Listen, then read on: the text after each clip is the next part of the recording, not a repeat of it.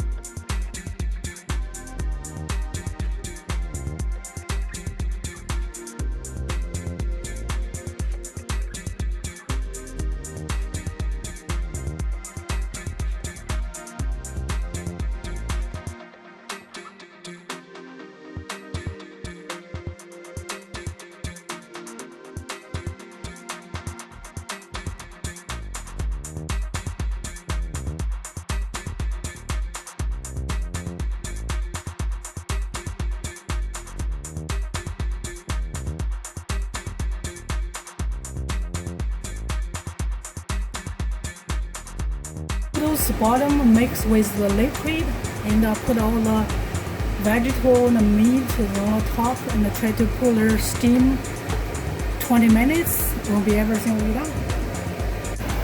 Yeah, it's done. Look like it's nice looks. So I'll try to dish some out.